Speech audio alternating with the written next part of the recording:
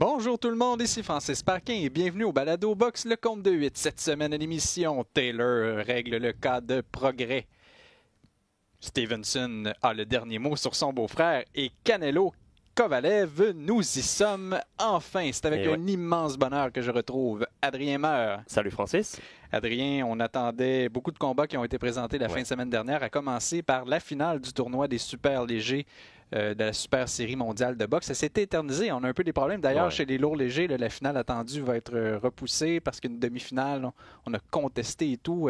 C'est un peu... Il y a eu beaucoup de problèmes aussi, de problèmes financiers dans ce tournoi. Donc, on espère quand même voir la finale. Parce que c'est un combat intéressant chez les lourds légers.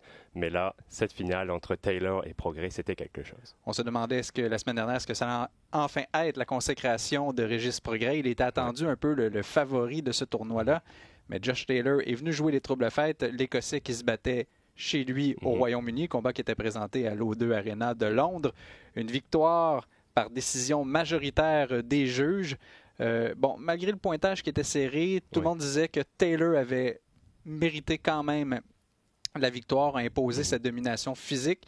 Je lisais mon ami Philippe Saint-Martin de BoxRec qui nous disait qu'avec l'allonge de Taylor, elle est capable de tenir Prograis à distance et c'est exactement ce qui s'est produit.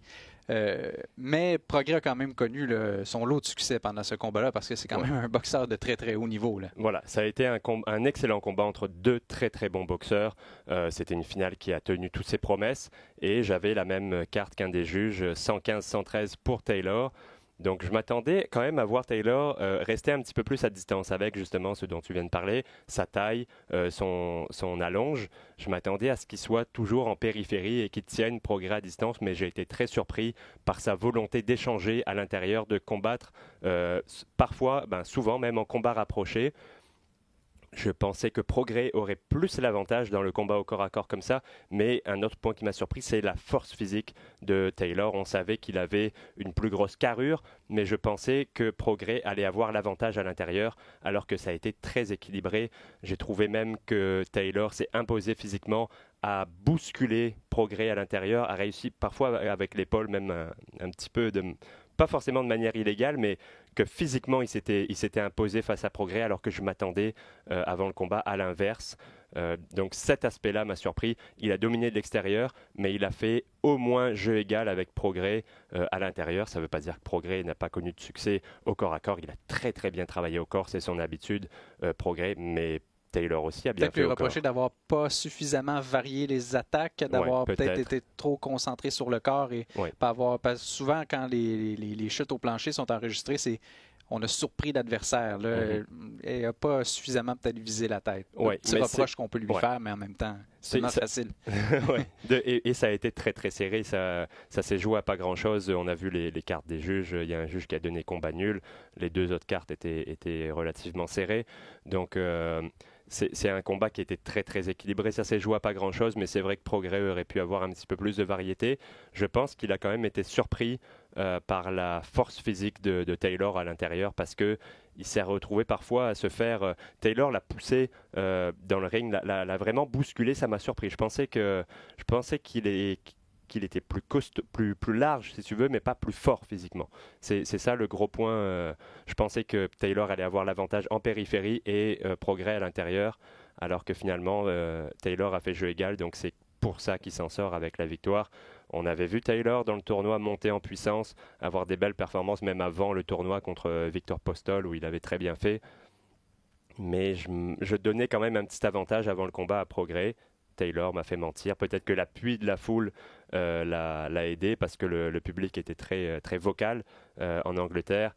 Et Prograis n'est pas forcément habitué à se battre en terrain hostile. Il s'est battu toute sa carrière aux États-Unis avec des foules qui l'apprécient par sa personnalité. De la Louisiane, notamment. Voilà son style. Il s'est battu souvent à la Nouvelle-Orléans, sa ville natale. Là, il était en territoire hostile. Ça n'a pas semblé trop l'affecter, mais peut-être qu'il y avait ce petit quelque chose qui a fait tourner le combat en faveur de Taylor. Il a été gentleman, a reconnu la victoire de Taylor. C'est pas plein du verdict des juges. A dit le meilleur boxeur a gagné. Espère avoir une revanche, mais j'espère l'avoir a fait aussi. Ça vraiment comme un chef. Avec, Il n'a pas été mauvais perdant. Là. Ouais, et Progrès a cette mentalité-là. Il est fair play, si tu veux. C'est pas un gars qui va faire beaucoup de trash talk. Bon, il a un petit peu cette attitude, il se la joue un petit peu. Taylor n'avait pas trop aimé les lunettes fumées en conférence de presse. Il enlève ça, on est à l'intérieur. Mais ça, c'est une question de personnalité. Mais au niveau des relations avec les autres boxeurs, il est très gentleman, très classe. Je pense pas qu'on verra une revanche tout de suite. Ça m'intéresse de revoir ce combat revanche parce que c'était un combat très serré, un combat très compétitif où les deux ont montré qu'ils avaient une très bonne technique. Dans ce combat-là, Progrès a perdu, mais il s'est bien battu. Il a montré tout ce qu'il savait faire. Je trouve pas qu'il sort perdant vraiment de ce combat-là. Oui, c'est une défaite, mais il a montré qu'il était tout à fait au niveau des meilleurs boxeurs de la catégorie et qu'il pouvait se battre contre n'importe quel champion. Mais je pense que Taylor va viser maintenant, il a call out d'ailleurs, Ramirez pour devenir champion incontesté, avoir toutes les ceintures de la catégorie. Et ça serait vraiment un combat super intéressant à voir. Je fais juste un petit bémol. Dans le coin de Taylor, tout s'est bien passé, sauf, à mon avis, le cutman. On a vu l'œil de Taylor, l'œil droit, qui commençait à gonfler assez tôt dans le combat. Alors, je ne suis pas retourné vérifier les images, mais en direct, j'ai jamais vu le handswell, ce morceau de métal froid qu'on applique sur les... pas sur les coupures, mais sur les enflures, si tu veux, quand l'œil gonfle, on applique ce morceau de métal froid pour limiter le gonflement. Je ne l'ai pas vu une seule fois et on a vu à la fin du combat, il avait l'œil qui commençait. Même dans les jours suivants, on a vu pris il était complètement une photo fermé. avec Progrès. Les deux ont eu l'œil droit passablement amoché parce que les deux boxeurs sont évidemment gauchers. Ouais, mais pendant le combat, l'œil de Taylor paraissait bien plus amoché parce qu'il n'y a pas eu ce travail avec le handswell. Ouais, tout à fait. Et ça aurait pu avoir un effet dévastateur parce que si l'œil se ferme complètement, tu n'as plus la perspective. Voilà, tu n'as plus la perspective, donc tu ne peux pas voir les distances et tu ne vois pas les coups arriver d'un côté. Ça aurait pu avoir un effet dévastateur si cet œil s'était fermé au 9e, au 10e round. Ouais, surtout que ça s'est joué finalement à bien peu de choses. Oui, donc pour le prochain combat, il faudra soit qu'il change de cutman, soit qu'il lui fasse des petites remontrances pour qu'il fasse son travail. Tu as deux choses à vérifier, les coupures et les gonflements. Si tu fais qu'un des deux, ça ne va pas marcher si le deuxième arrive. Donc, c'est un petit bémol dans le coin de Taylor. Mais sinon, tout le reste s'est bien passé. Des bonnes instructions de la part de son coin. Et surtout, une très bonne application de la part de Taylor qui m'a impressionné. Il a fait quasiment un sans faute. Et si le combat était aussi serré, c'est parce que Progrès, de son côté, a fait aussi un très, très bon combat. On dit souvent, quand on regarde les combats précédents d'un boxeur pour mesurer sa valeur, on avait peut-être dit « Taylor a eu un peu de difficulté avec Baranchyk », mais crois-tu que finalement, ce combat-là, en demi-finale, il a été salutaire, avoir un boxeur qui est un peu un bully, qui fonce, qui s'en laisse pas imposer, qui est très fort physiquement aussi. Au final, j'ai l'impression que ça lui a énormément servi comme expérience. Oui, et Baranchyk est plus fort physiquement que Progrès. Et puis, c'est un gars qui essaye de lancer que des bombes, il prépare pas toujours très bien ses attaques, Baranchyk, mais c'est vrai que ça a sûrement servi à Taylor et Taylor l'avait envoyé au tapis, il avait bien compris comment utiliser cette agression contre Baranchyk. Progrès n'a pas tout à fait le même style, mais il a été forcé souvent d'avancer vers Taylor, même si parfois Taylor a mis la pression sur Progrès, ce qui à mon avis a dû surprendre l'Américain qui s'attendait probablement pas à ça. Avec la taille et la longe de Taylor, il s'attendait sûrement à devoir mettre sans arrêt la pression et de surprendre ton adversaire. C'est ce qui est payant dans ce genre de combat au plus haut niveau, et je pense que c'était une des stratégies du camp de Taylor de faire en sorte d'avancer alors que Progrès s'y attendent pas tout le temps, mais de temps en temps, et ça a été payant. Je ne sais pas si tu vas être d'accord avec moi, mais j'ai eu l'impression que par moment, Progrès a justement été surpris. On l'a vu, il était dans un mode, si tu me permets l'expression, attentiste. On avait l'impression qu'il attendait, qu'il réfléchissait un peu trop, savoir comment réagir, parce qu'il y a certains rounds où quand c'est lui qui mettait la pression, qui dictait le rythme de l'action, il y avait quand même passablement de succès. Il a peut-être aussi une question de cardio parce que souvent, Progrès essaye de mettre toute la gomme dans ses coups, essaye d'appuyer ses coups et tu ne peux pas faire ça sur le long terme tout au long du combat. Donc il a peut-être des périodes de repos un peu plus longues que celles de Taylor, ce qui a permis à Taylor à ce moment-là, prendre l'ascendant dans un round quand Progrès lançait un petit peu moins de coups, là il accélérait et il prenait vraiment le dessus pour remporter ces rounds-là. Il y en a certains qui se sont joués des rounds à la fin où Taylor a réussi à atteindre la cible, notamment avec son crochet droit. Il a eu beaucoup de succès avec ce crochet droit, que ce soit à la tête ou au corps. Et parfois en fin de ronde, eh ben, il arrivait à atteindre la cible 2-3 fois et à arracher le round de cette manière-là. Progrès, je dis tout à l'heure qu'il a fait un bon combat, mais je pense qu'il y a quand même des petits trucs à corriger s'il y a un deuxième combat qui ne va pas arriver avec exactement le même plan de match, exactement la même manière de se battre et qui va essayer d'amener un peu plus de variation dans son jeu et surtout dans ses coups qui étaient lancés, parce qu'on a vu beaucoup de jabs, des petites jabs rapides pour enlever un petit peu le rythme de Taylor. Mais après, c'était souvent la même combinaison au corps. Il a atteint la cible régulièrement avec c'était droite-gauche ou gauche-droite, mais vraiment en crochet un peu plus large. Et il a atteint souvent la cible avec ça, mais c'était tout le temps la même chose. Et il a peut-être manqué un petit peu de variation, mais bon. Reste qu'il a fait un bon combat, qu'il a connu du succès et que contre à peu près n'importe quel autre boxeur de la catégorie, ça aurait été une victoire pour Progrès. Donc il n'a pas à rougir de cette défaite. C'était une belle performance et un des beaux combats qu'on a vu non seulement dans ces dernières semaines, mais cette année. Permets-moi de revenir un petit peu sur les cartes des juges. Beaucoup qui ont questionné un peu le pointage de 115-113 remis par Alfredo Polanco pour la simple et bonne raison que le 12e et dernier round semblait avoir été clairement hors de tout doute raisonnable, remporté par Progrès. Et pourtant, lui, il a favorisé Taylor 19. Et bon, certains ont dit, oups, là, ça aurait fait deux pointages de 114-114, donc un verdict nul majoritaire. Mais il y avait un quatrième juge qui était caché, qui était là pour départager s'il y avait égalité. Et lui avait une carte de 116-112 en faveur de Taylor. Donc, Taylor l'aurait remporté. Permets-moi également de faire un peu d'esprit de bottine. Le juge Matteo Montella remet une carte de 10-10 au 8e round. Tu es là pour juger, pas là pour te faire des amis. À un moment donné, là, tranche, c'est ça ton travail. Et c'est ce qu'on demande aux juges de faire de plus en plus. Avant, il y avait un peu plus de rounds qui étaient jugés 10-10. Maintenant, on demande, dans la mesure du possible, d'avoir un vainqueur dans un round. Même s'il n'y a pas grand-chose qui sépare les deux boxeurs, il faut, dans la mesure du possible, avoir un vainqueur entre les deux, donner le round à un des deux boxeurs. Il faut vraiment que soit il se passe absolument rien dans un round pour donner un 10-10, soit que ça soit impossible à départager parce que les... Mais il y a toujours moyen de départager parce qu'un juge québécois qui m'expliquait à un moment donné, bon, des fois il y a des rencontres avec les boxeurs et on explique les grandes lignes pour savoir à quoi s'en tenir. Et le juge m'expliquait, souvent on va voir des boxeurs en début de round juste faire un petit mouvement comme ça. Ben, il s'est passé quelque chose, tu as l'avantage, parce qu'on ne sait jamais qu'est-ce qui peut arriver comme un parachutiste qui descend sur le ring, ou peu importe. Donc, si l'action arrête, ne serait-ce qu'après 2 secondes, ben, il y a quelque chose qui s'est fait, donc tu as l'avantage. Oui, de lancer des coups. Donc, il y a toujours moyen de départager. Les juges sont formés, ont des séminaires, on leur explique continuellement comment se débrouiller. Et si tu es appelé à travailler pendant un combat d'unification de cette envergure, c'est que tu as de l'expérience derrière la cravate. Et tu as des consignes. Et je vais revenir sur la carte parce qu'on sait que Benoît Roussel, le Québécois, était l'un des 3 juges autour du ring. Bon, il est très actif sur la scène locale, naturellement, mais est souvent appelé à l'international. Je te donne, là, dans les derniers mois, dans la dernière année, il était là pour Lomachenko, son dernier combat en Angleterre. A fait le combat éliminatoire pour l'aspirant obligatoire au champion de l'IBF chez les mi-lourds entre Melong Feng et Nieves. Donc, c'est quelqu'un forcément son travail est reconnu, qui est respecté.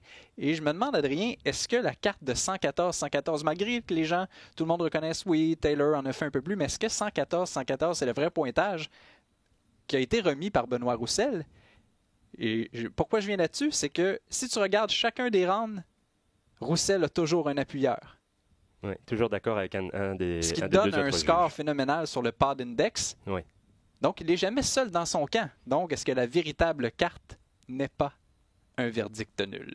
Très possible. Je l'avais avec un round d'écart 115-113, mais ça peut facilement aller un des rounds de l'autre côté parce que il y avait beaucoup de rounds qui étaient serrés et peut-être que le travail de Taylor, qui était un peu plus souvent à la tête que celui de Progrès, qui était plus concentré au corps, c'est plus spectaculaire, ça va plus capter l'attention et peut-être que c'est ça qui a fait la différence dans certains rounds. Pas forcément que Taylor ait mieux travaillé dans ce round-là et eu plus de succès, mais peut-être que ses coups étaient un peu plus visibles parce que des coups au corps, surtout quand tu es serré, quand tu es en combat rapproché, tu vas donner un coup au corps, ton poing va pas voyager énormément, donc si tu n'as pas le bon angle de vue, tu ne vas pas forcément voir le coup, ou il va sembler avoir moins d'impact.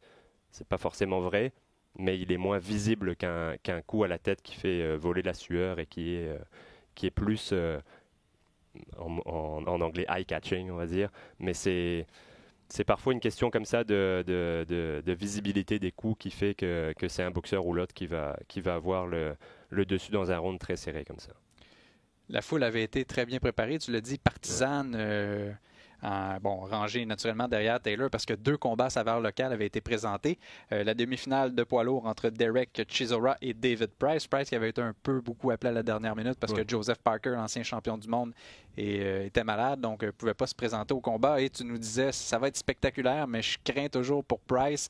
Et ce qui est particulier, c'est qu'au 3e round, clairement, on se disait, c'est terminé au 4e, et c'est ce qui est arrivé. Une victoire par arrêt de l'arbitre. Le coin qui a demandé tout simplement à arrêter le combat parce que Price tenait encore debout, mais ça tenait à bien peu de choses. Ouais, et une excellente décision du coin de David Price. Ils l'ont déjà vu subir des KO terribles. Moi, je m'attendais à ce qu'on voit Price allongé sur le dos et à moitié inconscient, comme c'est déjà arrivé à plusieurs reprises.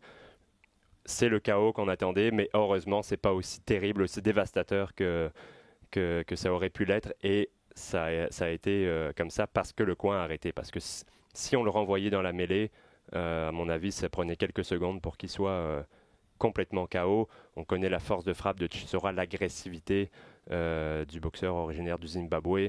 C'est pas un doux, Chisora, et heureusement qu'on l'a arrêté là parce que ça aurait pu avoir des conséquences beaucoup plus graves pour David Price.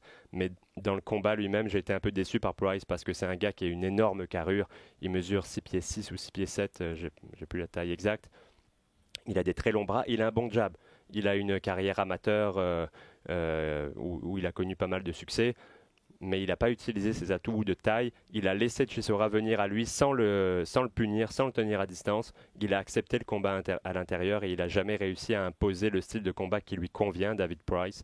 Et c'est pour ça que ça n'a pas duré très longtemps, parce que si tu acceptes Chisora à l'intérieur, il va te bousculer, il va te faire mal avec ses coups au corps, il va remonter à la tête et ça va. Si en plus tu as une mâchoire très suspecte, eh ben, ça ne va pas durer très longtemps. Ça a été le cas, KO au 4e round. Et comme tu l'as dit, on sentait venir. Pendant tout le 3e round, on se disait ça va pas aller très très loin. Faut pas aller aux toilettes à ce moment-là parce qu'on va revenir, le combat va être terminé. Et sinon, Ricky Burns affrontait Lee Selby, un combat qui a été chaudement disputé. Selby qui l'emporte par décision majoritaire, des pointages très très serrés. On a obtenu ce qu'on attendait. Oui, un bon combat de vétéran. On a vu toute l'expérience des 2 boxeurs et j'ai été surpris quand même par Selby qui, je pensais qu'il allait concéder un petit peu plus physiquement parce qu'il venait de 2 catégories en dessous. Il s'est battu longtemps chez les plumes alors que là c'était chez les légers. Mais il a bien fait, il a bien tenu le coup et c'est surtout sa mobilité qui a dérangé Burns en début de combat. Il était beaucoup moins statique que Burns, il tournait un petit peu autour de lui, peut-être un petit peu plus rapide au niveau des mains aussi. Il a connu beaucoup de succès avec son crochet gauche, mais après en 2e partie de combat, il a ralenti un petit peu, c'est normal. Un boxeur qui se déplace beaucoup a tendance à se fatiguer plus vite, ça dépense beaucoup d'énergie les déplacements, surtout les déplacements défensifs. Et en 2e partie de combat, il était un petit peu plus statique, donc Burns a pu avoir un peu plus de succès, mais pas assez pour battre Selby. Je pense que c'est une décision, une victoire méritée pour Selby. Mais si ça avait été un combat de 15 rounds comme c'était à l'époque, dans le temps, peut-être que Burns aurait pu renverser la situation. Mais là, c'était un petit peu trop tard pour lui. Burns, il commence à être un peu âgé. Il continue à demander des gros défis. Mais on voit qu'il n'est plus tout à fait le même boxeur qu'il était quand il affrontait par exemple Katsidis ou ses combats il y a quelques années où il était au sommet de son art. Il a encore la technique, il a encore la volonté, il a encore l'intelligence dans le ring, mais le corps est un petit peu moins affûté. Samedi soir, après cet événement haut en couleur qui avait été présenté en Angleterre, les beaux-frères Shakur Stevenson et Joet Gonzalez se retrouvaient. On sait, Stevenson qui est conjoint d'une des sœurs de Joet Gonzalez et surtout le père qui entraîne, José Gonzalez. D'ailleurs, il a donné des prénoms particuliers à ses enfants parce qu'il souffrait, lui, plus jeune, du fait d'avoir un nom extrêmement générique comme José Gonzalez. Ouais. Donc, on se souvient, Stevenson ne voulait pas affronter Gonzalez Pour toutes ces raisons-là, il y a de la bisbille dans la famille. Ça fait déjà quelques années là, que la sœur est isolée. C'est vraiment compliqué. Bon, là, les classements ont fait en sorte qu'avec la ceinture qui est devenue vacante, les deux boxeurs se sont retrouvés. Et bon, on se disait Gonzalez avait une haine intérieure, peut-être qu'il donnerait un peu plus de fil à retordre à Stevenson, mais finalement, ça s'est pas produit. Pardon, ça a été une victoire là, décisive, 3 cartes de 119-109 qui permettent à Stevenson donc de s'emparer du titre des plumes de la WBO. Et on espère vraiment que pour eux, là, on va être capable de reconstruire les ponts parce que... Ces histoires de famille, c'est toujours compliqué, surtout quand il y a un combat en plein milieu. On sait déjà quand c'est des frères, on s'en souvient des frères Klitschko qui voulaient pas se battre un contre l'autre, c'est très compréhensible. Quand c'est des amis aussi, souvent des partenaires d'entraînement qui se connaissent depuis longtemps. Notamment André Ward et un des frères Derrell, on se souvient, Ward avait laissé sa catégorie naturelle pour permettre à Derrell d'aller aux Jeux olympiques et de remporter une médaille de bronze. Ward avait naturellement remporté l'or, mais... Il pouvait se permettre d'aller au-dessus et de gagner quand même, mais la boxe est tellement un sport difficile, dur, un sport dangereux que quand il y a des relations humaines comme ça qui viennent s'empêtrer dans un combat, c'est toujours compliqué. Là, en plus, c'est des relations tendues dans la famille, donc bon. Au niveau du combat lui-même, la défense de Stevenson a complètement déclassé Gonzalez, qui n'a jamais été capable d'installer sa boxe à lui. Stevenson est tellement vite sur ses pieds. J'ai pas les chiffres sous les yeux, là, mais le CompuBox, ça n'a aucun sens. Là. Le taux de réussite est très, très faible pour Gonzalez. J'ai plus les chiffres exacts non plus, mais à un moment, le seul round que Gonzalez a remporté, je pense qu'il a eu quelque chose autour de 16% de réussite, et ça a été son meilleur round. Donc ça vous montre un petit peu à quel point il est passé dans le vide souvent. C'est au niveau du jeu de pied. Il a tous les éléments de la défense, mais son jeu de pied, la vivacité des pieds lui permet de se retirer très très rapidement. Quand Gonzalez faisait un pas, lui en faisait deux, et Gonzalez n'était jamais capable de réduire la distance assez. Il est jamais là pour être frappé. Et ce qui est compliqué avec Stevenson, c'est que non seulement sa défense est très bonne, mais d'habitude, tu as un boxeur qui bouge bien la tête, et ben tu peux aller descendre au corps parce que le corps bouge moins que la tête. Quand tu fais ce mouvement-là, ton corps peut pas se déplacer. Alors qu'avec Stevenson, comme c'est avec ses pieds, sa défense, et ben son corps est plus là non plus. Non seulement la tête est pas là, mais le corps non plus est plus là. Donc il y a rien à attraper, il y a rien à frapper. Ça doit être très très frustrant. Et Gonzalez a paru très ordinaire. C'est ce que font les très bons boxeurs, surtout les bons boxeurs défensifs. Ils te font mal paraître. Et là, Shakur Stevenson a fait mal paraître Gonzalez, qui paraissait très prévisible, pas très... qui n'avait pas beaucoup d'inspiration pour changer son approche, changer ses coups. On a pu voir aussi, on va revenir tout à l'heure avec un autre combat, mais la bataille du pied avant, on sait que quand il y a un droitier contre un gaucher, c'est important d'avoir le pied avant à l'extérieur de l'adversaire. Et ça, c'était 9 fois sur 10, Shakur Stevenson qui avait son pied à l'extérieur. Donc, tous les petits détails techniques étaient en faveur de Stevenson, qui était... techniquement nettement au-dessus, plus talentueux que son adversaire, et qui l'a fait mal paraître. J'ai bien hâte de voir qui pourra rivaliser avec sa défense, parce que au niveau de l'attaque, il fait le boulot, Stevenson, mais c'est pas non plus le plus spectaculaire en termes de coups d'offensive, si tu veux. Non, les qualités qu'on lui reconnaît, c'est un peu comme Floyd Mayweather, là, tout est centré sur la défense, et ça en fait un boxeur qui est plaisant à regarder là, pour les initiés. Là. J'ai bien hâte de voir qui va être capable de couper le ring, de rivaliser avec cette défense supérieure de Stevenson, qui est déjà au niveau des meilleurs. On le compare déjà à Pernell Whitaker et justement Floyd Mayweather à son jeune âge. C'est deux boxeurs à qui tu veux être comparé, d'autant plus que c'est des gars qui ont eu des longues carrières, parce qu'avec une défense aussi efficace, tu prends peu de coups, tu es moins usé que d'autres boxeurs qui sont peut-être plus spectaculaires, mais qui vont au combat et qui prennent des coups. Donc seulement 21 ans, si je ne me trompe pas. 22, il vient d'avoir 22 alors. Médaillé d'argent Rio. Une très très belle carrière, et à mon avis longue, qui s'annonce pour lui. Donc, on n'a pas fini d'entendre parler de Shakur Stevenson. Au même moment, il y avait un gala présenté sur Showtime qui mettait en vedette Erickson Lubin, qui l'a logiquement emporté contre un adversaire appelé à la dernière minute. Mais ce qu'on surveillait, c'était Robert Easter contre Adrian Granados. Des pointages qui semblent à première vue très nettement l'avantage d'Easter, notamment un 190, mais ça a été quand même plus serré. Oui. Granados qui a encore offert une bonne opposition, mais on voit que toutes ces guerres qu'il a livrées au cours des dernières années, ça le rattrape. Ça le rattrape. Ouais. Exactement. Et j'ai été surpris par Easter qui, à 135, était très mince parce qu'il est très grand. Donc physiquement, était parfois un peu bousculé. Et là, j'ai trouvé que ça paraissait être un peu plus naturel pour lui d'être à 140. Il était très affûté. Son dernier combat, c'était contre Frances Barthélemy. Ça s'était mal passé, pas pour lui, mais pour les spectateurs. Ça avait été un des combats les plus plates de l'année. Il ne s'était rien passé des deux côtés. C'est souvent le cas quand tu as deux contreurs qui se font face. Et on s'observe et on attend que l'autre prenne l'initiative. Et il n'y en a aucun qui prend l'initiative, donc il ne se passe rien. Il avait à cœur de remettre les pendules à l'heure, si tu veux, Easter. Et c'est ce qu'il a fait en étant beaucoup plus agressif. Je l'ai trouvé très, très affûté. Physiquement et techniquement, il a lancé des belles combinaisons très variées. J'ai bien aimé son travail. Il était beaucoup plus agressif qu'à l'habitude. Et Granados, lui, c'est un combat comme on l'a déjà vu faire. Il met la pression, il a énormément de cœur, mais peut-être un peu plus limité. Et comme tu l'as dit, ça commence à le rattraper, toutes ces guerres qu'il a livrées, tous ces combats difficiles contre des boxeurs de très haut niveau.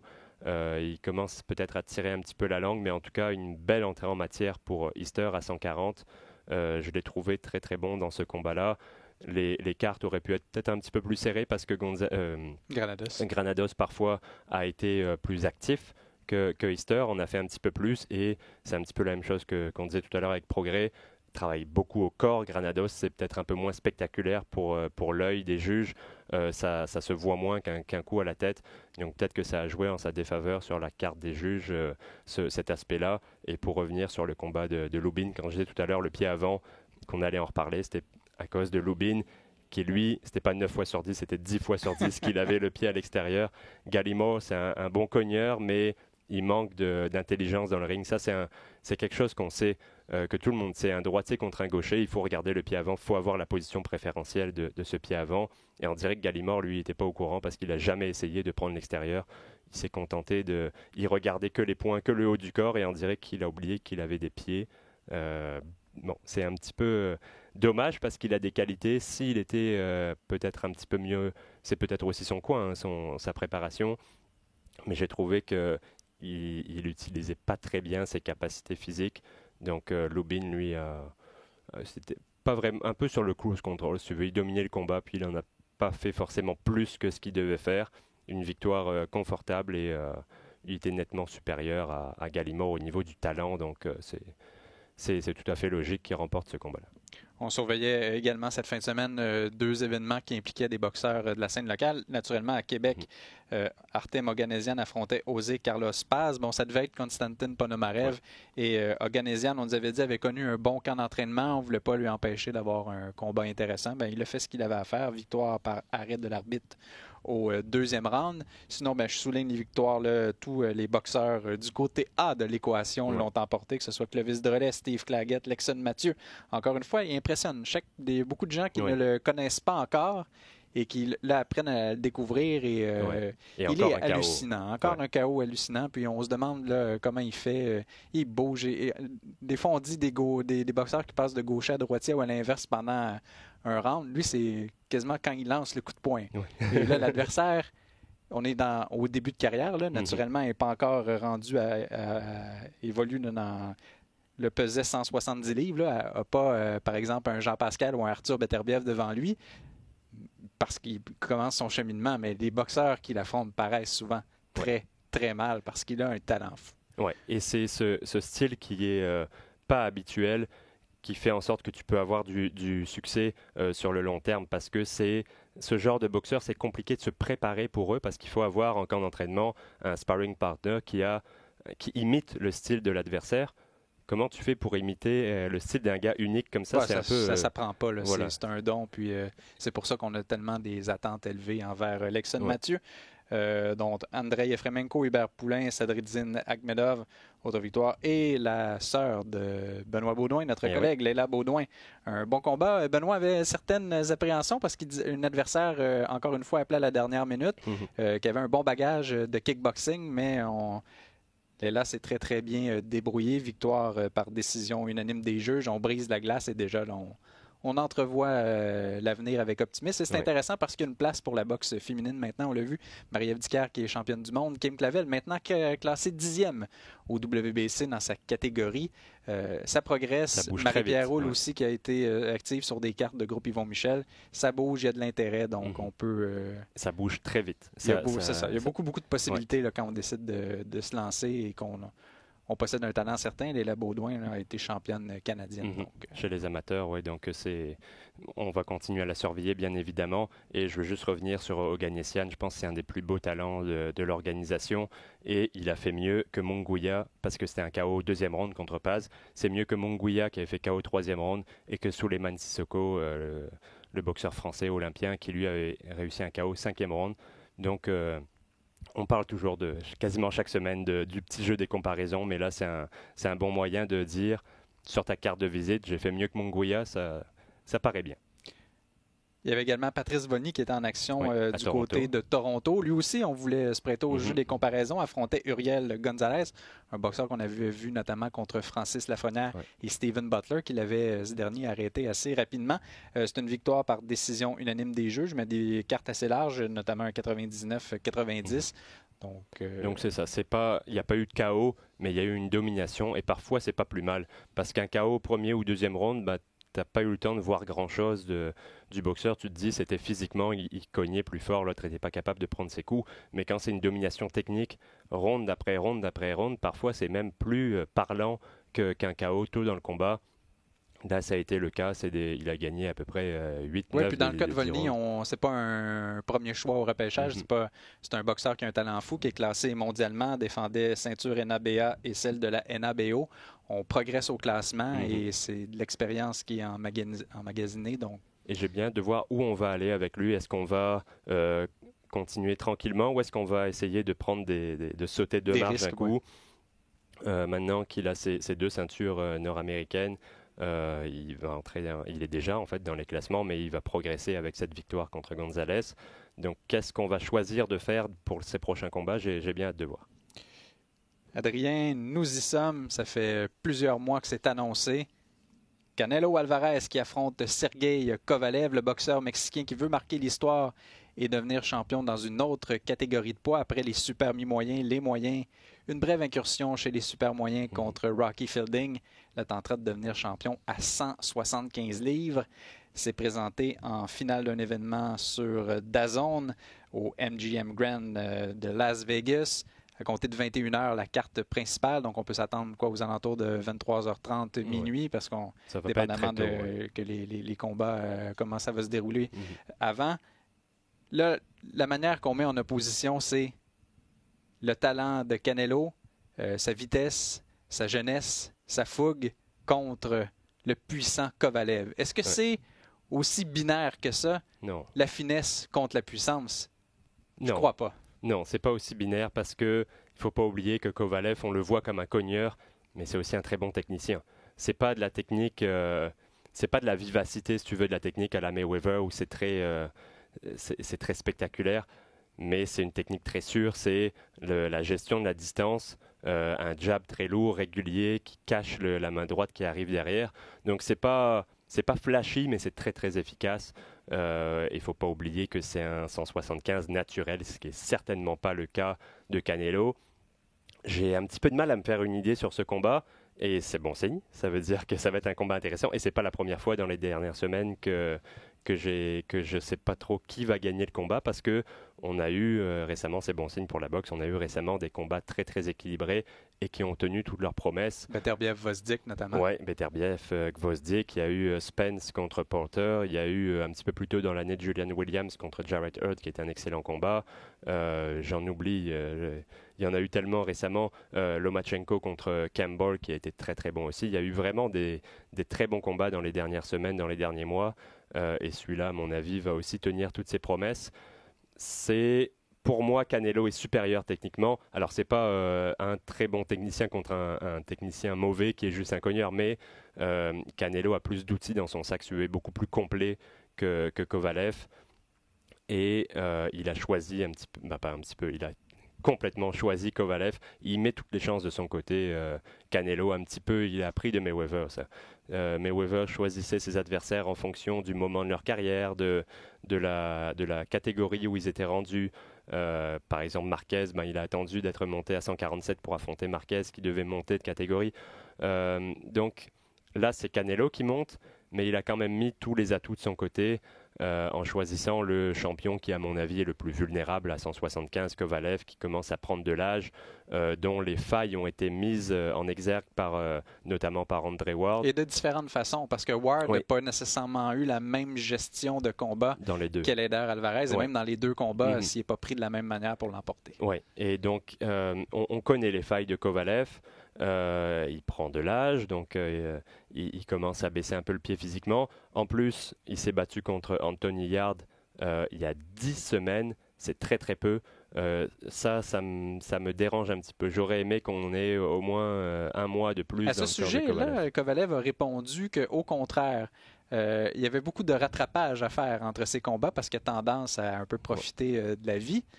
Ses frasques sont connues. Et dit qu'il n'y a pas son entraîneur Buddy McGirt expliquait il n'y a pas de perte de poids à effectuer. On a repris dans le fond là où l'on avait laissé dans le gymnase. Il était libre d'esprit. Il n'y a pas trop eu de problèmes à régler après le combat contre Yarde. C'est vrai que cet aspect-là de coupe de poids, ça va peut-être l'aider. Ce qui ne va pas l'aider, c'est que ça a été un combat difficile contre Anthony Yarde. On s'en souvient, c'était le 8e ou le 9e round, je ne sais plus, qui avait été très très compliqué. On pensait même à un moment donné que Yarde allait pouvoir l'arrêter. Donc il a subi des dommages. Moi, ce n'est pas au niveau de la coupe de poids ou quoi, c'est au niveau de la récupération. Au niveau du dommage qu'il a reçu, il a pris beaucoup de coups à la tête. Il a été sonné. Est-ce que 10 semaines où tu reprends un camp d'entraînement, où tu fais du sparring, est-ce que c'est assez pour que ton corps récupère d'un combat qui a été dur physiquement comme ça contre un gars aussi costaud que Yarde, qui a une bonne force de frappe?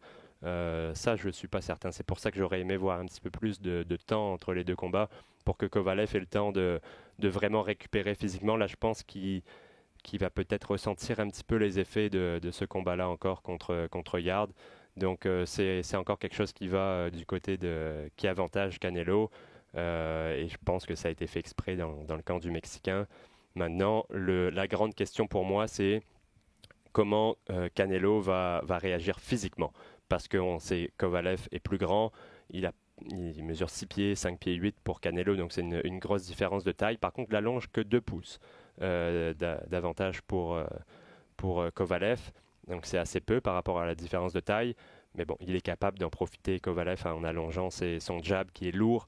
Canelo va devoir passer à travers, mais on le sait, Canelo a un très bon jeu de pied, une bonne défense, il est très très complet. Mais à quel point j'ai hâte de voir à quel poids Canelo va arriver dans le ring, parce qu'on sait qu'à 160, il était déjà un gros 160, même s'il vient de la catégorie en dessous. Il a commencé sa carrière à 154 livres, mais il a commencé tellement jeune. Il a même commencé à 147 en fait, mais il avait 16 ans. Donc qu'il ait eu le temps que son corps ça on est vraiment monté palier par palier. Là. Et je reviens souvent là-dessus, on va peut-être me traiter de hater, mais... Non, mais il faut en parler. Ouais.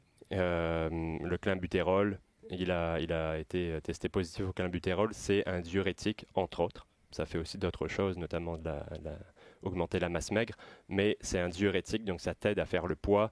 Ça veut dire qu'il était peut-être pas un 160 naturel, qu'il avait besoin d'aide pour faire le poids à 160. Donc la différence de poids va pas être si énorme que ça quand il va monter dans le ring contre Kovalev. La différence physique va peut-être pas être aussi intense que ce qu'on pensait.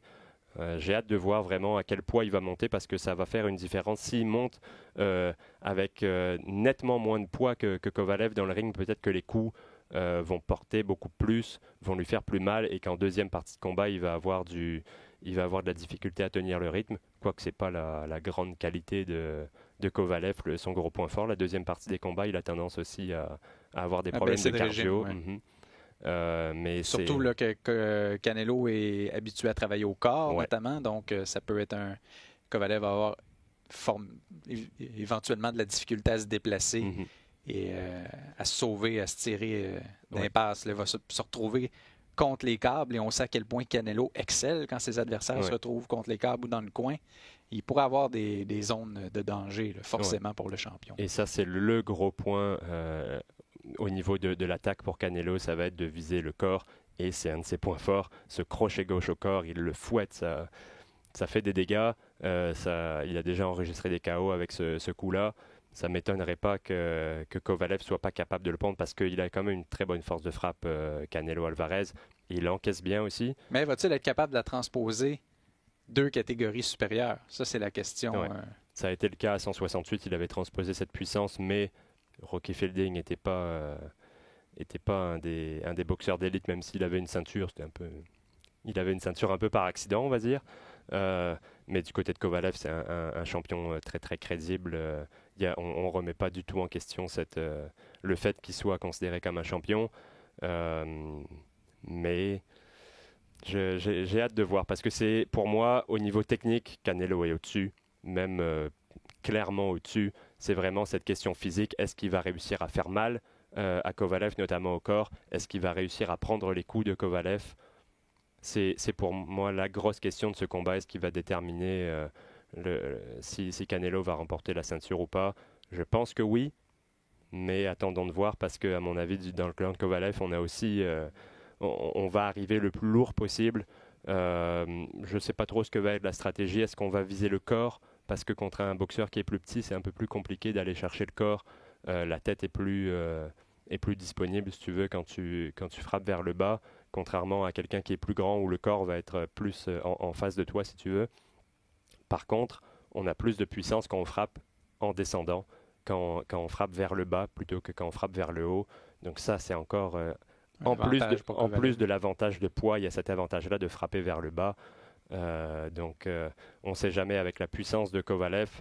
Une droite qui arrive directement flush sur la cible, ça pourrait faire de gros dégâts. Je trouve que la marche est quand même très haute pour Canelo, mais comme je l'ai dit un peu plus tôt, il a mis vraiment toutes les chances de son côté. Je pense que c'est ça fondamentalement qui dérange les amateurs, parce qu'on dit on choisit la date du combat, tu l'as évoqué, c'est 10 semaines seulement après le combat contre Yard. On choisit l'emplacement, on sait que Canelo est un peu beaucoup le roi maintenant à Las Vegas depuis que Floyd Mayweather s'est retiré. On se dit tout le temps il ne sera jamais capable d'aller chercher l'avantage auprès des cartes des juges, ces histoires de dopage aussi. On a l'impression que les deux boxeurs ne se battent pas à armes égales. Donc c'est ça un peu qui dérange parce que sur papier, c'est super intriguant.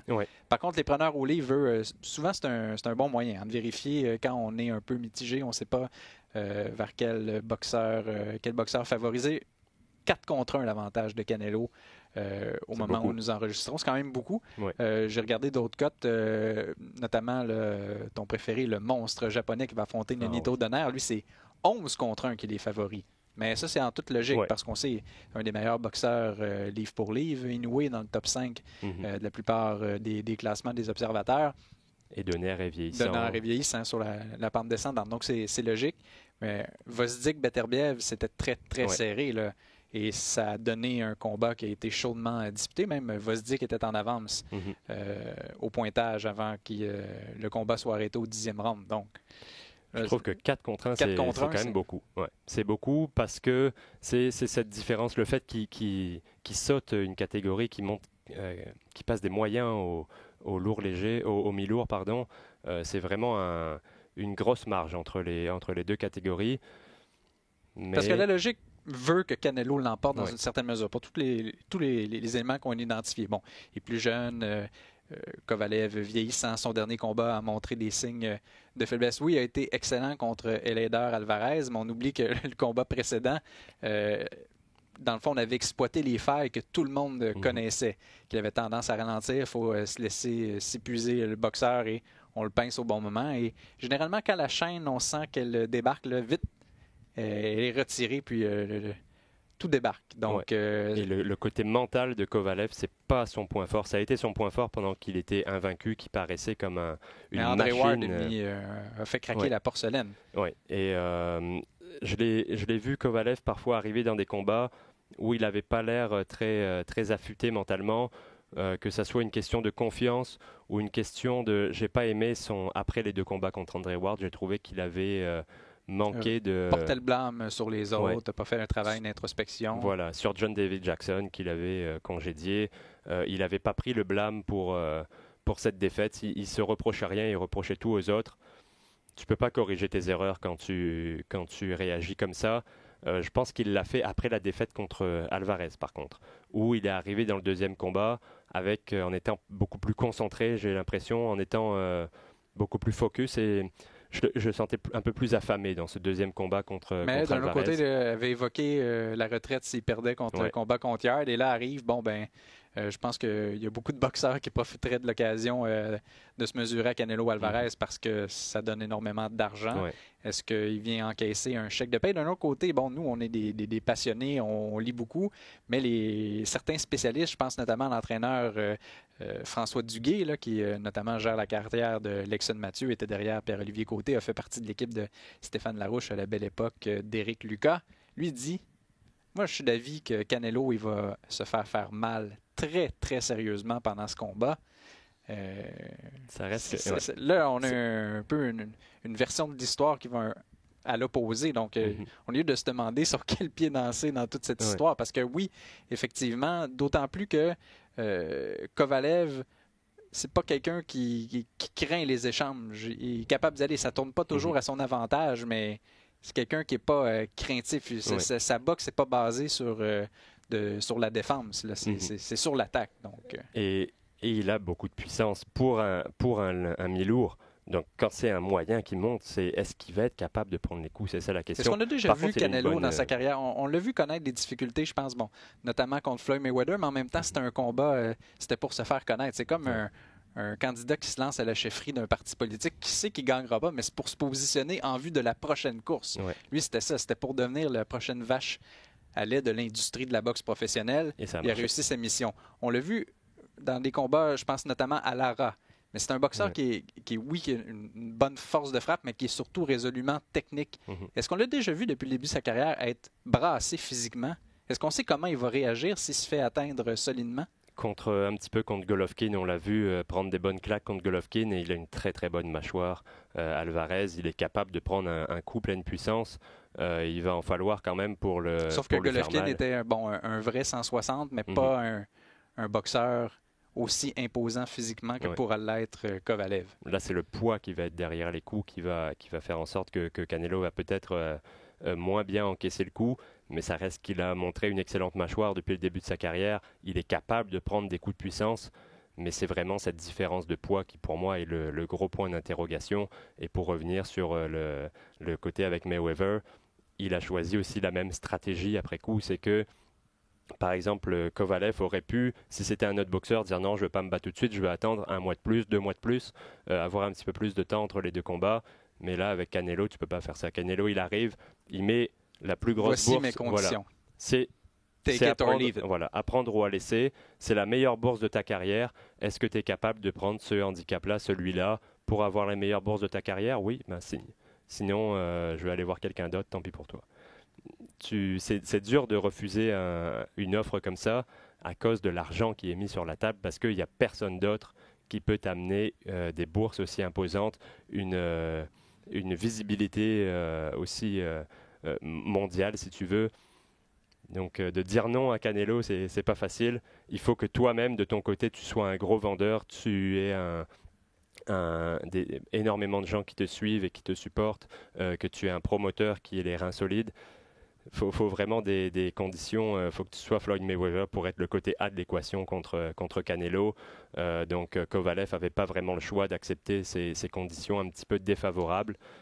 Mais il va faire avec. Et je pense que même s'il y a une défaite en bout de ligne, le chèque va faire en sorte que ça va être une belle pommade, si tu veux, pour une éventuelle défaite. Mais c'est loin d'être perdu d'avance pour Kovalev qui a la puissance, c'est Mais d'un la côté, seule chaque manière, parce fois que je ne le vois pas gagner une décision contre Canelo. Chaque fois que j'ai un argument, il y a toujours un contre-argument qui arrive parce que Kovalev, c'est pas une force de frappe à la Stevenson où avec un seul coup, on peut changer le cours du combat. On l'a vu quand c'est davantage comme Beterbiev, c'est à l'usure qu'on va l'avoir. C'est des mains lourdes. Des mains lourdes et on se demande à l'inverse, est-ce que la capacité d'encaisser de Kovalev, on se demande toujours ça, contrairement à ce qu'on a vu par exemple comme un Beterbiev qui est en mesure d'encaisser les coups. Parce qu'il ne faut pas oublier qu'il a été mis KO par Andre Ward et Leider Alvarez qui ne sont pas reconnus comme des cogneurs. Il y a plein de questions à se poser, mais je pense que c'est ce qui fait au final que c'est un combat extrêmement intéressant, que sous aucun prétexte nous allons manquer. Adrien, beaucoup de galas qui sont présentés. Il y a même la contre-programmation, deux événements qui sont présentés en même temps que celui de DAZN. Je ne suis pas certain que ce soit la meilleure stratégie. Quoique, on l'a déjà fait dans le passé et ça fonctionne ESPN, bien parce que DAZN, c'est un service d'abonnement par Internet, tandis que notamment ESPN, on est sur les zones hertziennes ou du câble. Donc, des fois, on se dit, les gens, je m'intéresse à la boxe, mais je ne suis pas prêt à payer en surplus de ce que j'ai déjà. C'était pas Beterbiev, justement, qui avait eu un combat le même jour qu'un autre combat majeur. Pas impossible. Je sais que le Cinco de Mayo, on le fait aussi parce que veut pas de l'engouement, notamment avec un Tyson Fury. On sait que lui met beaucoup de spectacles, donc on est capable d'attirer un public qui se dit « Ah, ben c'est vrai, il y a de la boxe le 5 mai. Ça commence vendredi soir, 22h30 sur TSN 5. Xavier Martinez qui affronte Jesse Chris Rosales. Xavier Martinez, c'est un protégé de Floyd Mayweather Fist, un boxeur qui évolue chez les Super Plumes, qui est âgé de seulement 21 ans. Lui, il tente de poursuivre sur sa lancée parce qu'en avril dernier, il avait fait ses débuts sur Showbox et il avait passé de knockout à John Vincent Moralde. Rosales, lui, on l'a déjà vu, c'est un Philippin. Il s'est battu contre Johnny Gonzalez, Shakur Stevenson et son dernier combat, c'était contre l'espoir invaincu, Tyler McCreary. A subi des défaites contre ces trois boxeurs-là, donc naturellement, on va se prêter au jeu des comparaisons. Et moi, je vais surveiller également Richardson Hitchens. C'est un boxeur qui a représenté Haïti aux Jeux olympiques de Rio.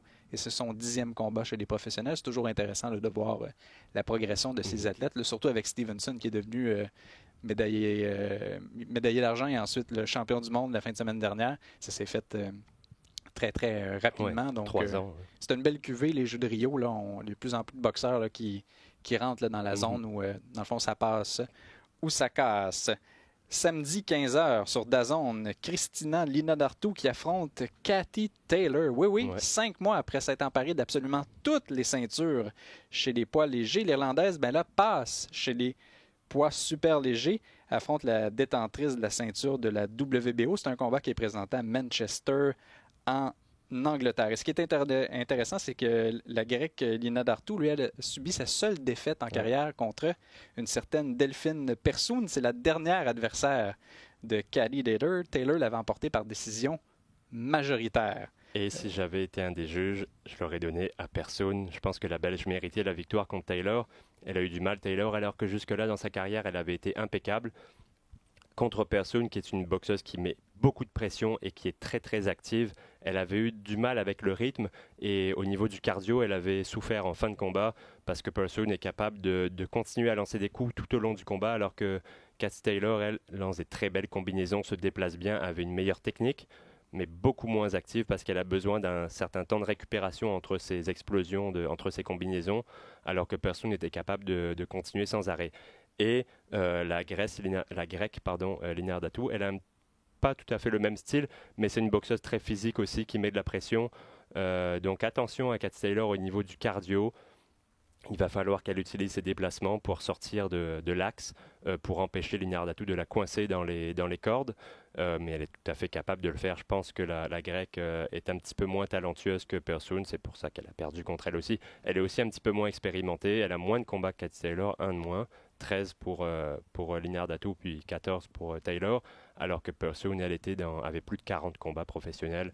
Donc je pense que Taylor va avoir un petit peu moins de mal que ce qu'elle a eu contre Persoon, d'autant plus que Linadartu, elle est forte physiquement, elle est plus costaud, elle est très musclée.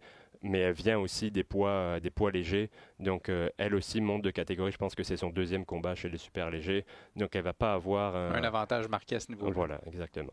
Et sinon, on va surveiller également Anthony Crolla, qui lui est de retour pour son premier combat depuis qu'il s'était incliné contre certains Vasily Lomachenko. Je parlais de contre-programmation samedi à compter de 22h30 sur TSN 5. Miguel Berchelt qui affronte Jason Sosa. C'est une 6e défense déjà du titre des Superplumes du WBC pour Miguel Berchelt. Donc voilà, c'est un combat transitoire qu'on pourrait dire un peu parce que là on parle déjà d'un affrontement contre Oscar Valdez, mais bon, l'entraîneur de Berchelt naturellement atténue, dit faut pas vendre la peau de l'ours avant de l'avoir tué. Sosa, c'est un boxeur qui est très physique, donc ça se voit à l'œil nu, hein. Il a une musculature assez développée et c'est un gars qui a tenu 9 rounds contre Lomachenko. D'ailleurs, il avait perdu son titre de la WBO contre Lomachenko. Et qui a eu une autre défaite contre Gamboa, mais très compétitive, cette décision majoritaire. Donc c'est un gars qui est quand même dangereux, mais Berchelt, c'est un des champions que j'aime bien. Il est encore jeune, 27 ans, alors que ça fait déjà un petit moment qu'il est champion. C'est un gars qui est très agressif, qui a une très très bonne force de frappe, surtout dans des catégories un peu moins... des plus petites catégories, c'est pas des mouches, mais c'est quand même pas les plus gros boxeurs. Et il lance des combinaisons et des combinaisons très très sharp avec beaucoup de puissance. Donc c'est toujours assez spectaculaire. Et lui, il a eu vraiment une liste d'adversaires là dans les 2 dernières années. On parle de Francisco Vargas 2 fois, Takashi Muira, le japonais, qui est aussi un client commode. Exactement. Miguel Roman aussi, qui lui, on sait, amène toujours son effort à plus. Donc, il a eu vraiment des gars qui le faisaient beaucoup, beaucoup travailler face à lui. Et à chaque fois, il l'a emporté haut la main. Donc, c'est un boxeur qui est spectaculaire à suivre. Et à mon avis, il va avoir le dessus sur Sosa. Mais ça ne va pas être évident, mais je pense qu'il a le talent pour l'emporter.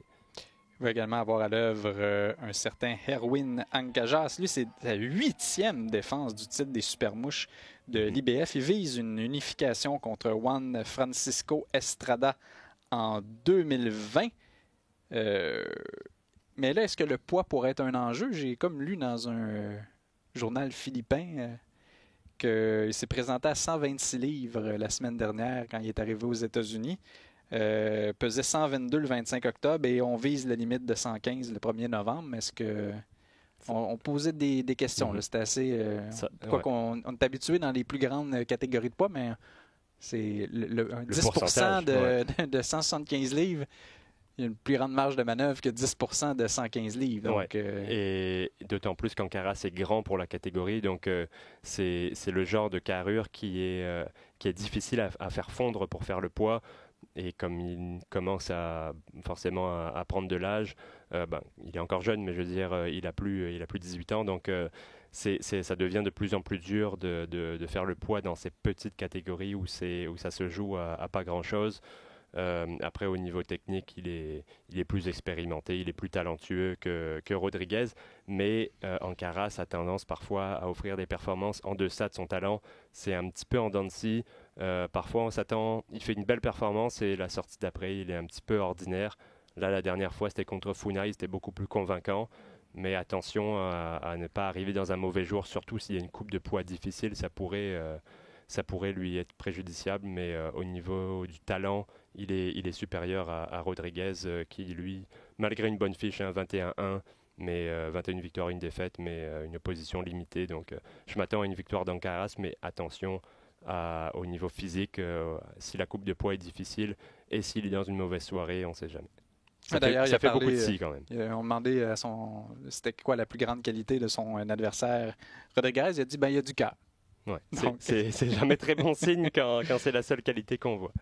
Et ça se poursuit samedi 22h30 sur FS1 aux États-Unis. Brian Castano qui affronte Wael Omotozo. L'Argentin, lui, revient d'un verdict nul contre Erislandy Lara en mars. Il affronte un boxeur nigérien qu'on a vu contre Jesse Vargas il y a quelques années, qui a battu Curtis Stevens, un foudroyant knockout au mois d'août, mais en même temps, Curtis Stevens, c'est plus du tout l'ombre du boxeur qu'il était. Et là, tu vas me dire, oui, mais Castano, là, il n'était pas champion régulier des super mi-moyens de la WBA.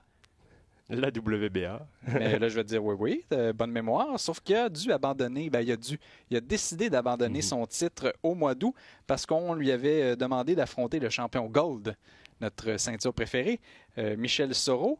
Et il l'a déjà battu d'ailleurs. Il l'a déjà battu, puis là, c'est parce que ça a pris du temps avant qu'il soit payé. Et là, il a dit, j'ai 2 exigences parce que il y a eu un appel d'offres. Et ça a été remporté par le clan Soro. Je pense qu'il avait mis 800 000 $ dans l'enveloppe contre environ 350 000 pour le clan Castano. Et là, il a dit, OK, on va aller en France, mais vous mettez l'argent en fidéicommis et on veut les preuves là, que vous êtes bien avec le programme VADA. Et il n'y a pas eu de réponse. Donc, Castano, il a fait OK, je vais... Ciao, bye. Ciao, bye. Donc... il y a même des poursuites judiciaires qui avaient été enclenchées. Là, ça a été vraiment compliqué avant qu'il soit payé. Là, déjà qu'on n'est pas payé quand on n'a pas de combat. Là, une fois que le combat est terminé, on court après. S'il vous plaît. S'il vous plaît, là, c'est une question de principe. Et, alors voilà un peu la situation. On dirait qu'avec la WBA, il y a toujours un problème quelque part. Ils sont capables ça paraît parfois très très amateur, mais bon. C'est pour revenir au combat lui-même, Castano. C'est un excellent boxeur, c'est pas le plus connu, mais très très bon. Une carrière amateur où il a connu énormément de succès, une fiche amateur, 185 victoires, 5 défaites, 5 matchs nuls, 5 combats nuls. Dans ces 185 victoires, il y en a une contre Errol Spence Jr. Il y en a une aussi contre le médaillé d'or à Rio, Esquiva Falcao. Donc c'est quand même un très très beau pédigré pour Castano. Omotoso, lui, ça fait déjà quelques années qu'il est sur le circuit. C'est un gars qui offre parfois des performances un petit peu... on ne sait pas trop à quoi s'attendre de sa part. Il y a eu des longues périodes d'inactivité où il revenait, il n'était pas vraiment le boxeur qu'on connaissait. Là, il est un peu plus actif en ce moment, mais 2 combats cette année. Un contre Cordell Booker où il n'a rien fait du tout. Il s'est fait dominer de A à Z. Et un contre Curtis Stevens où ça a duré 3 rounds. Il a envoyé Stevens 3 fois au tapis. Il a paru incroyable. Comme un génie. Donc, c'est quel Omotoso on va avoir, on ne sait pas trop. Mais en tout cas, je pense que Castano a beaucoup plus de talent. C'est un boxeur qui se déplace bien, qui a des mains très très rapides et qui lance des combinaisons mais très longues. Ce n'est pas des combinaisons de 2-3 coups. Là. C'est plus 6, 7, 8 coups. Il est capable de laisser partir ses mains très très rapidement. Et je pense qu'il a beaucoup trop de talent pour que Omotoso lui pose des problèmes. Par contre, attention, Omotoso a quand même une bonne claque, est capable de faire mal sur un seul coup, bien placé. Donc c'est à mon avis la seule chose à laquelle Castano doit faire attention parce que sinon techniquement il est au-dessus.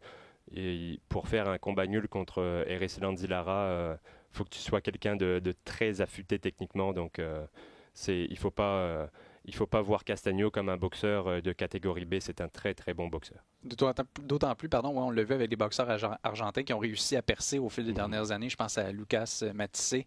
Quand on les voit à l'œuvre, c'est difficile de ne pas tomber en amour avec le style. Là. On en a vu beaucoup ici au Québec servir d'adversaire. C'est des boxeurs qui sont très forts techniquement, mais bon... Dur au mal aussi.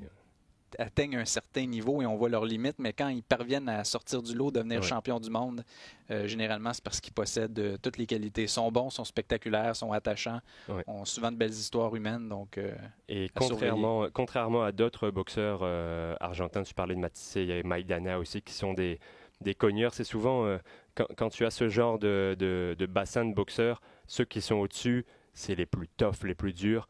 Castano, lui, est beaucoup plus technique, même s'il a une bonne force de frappe, c'est plus par accumulation que sur un coup comme pouvait le faire Maidana.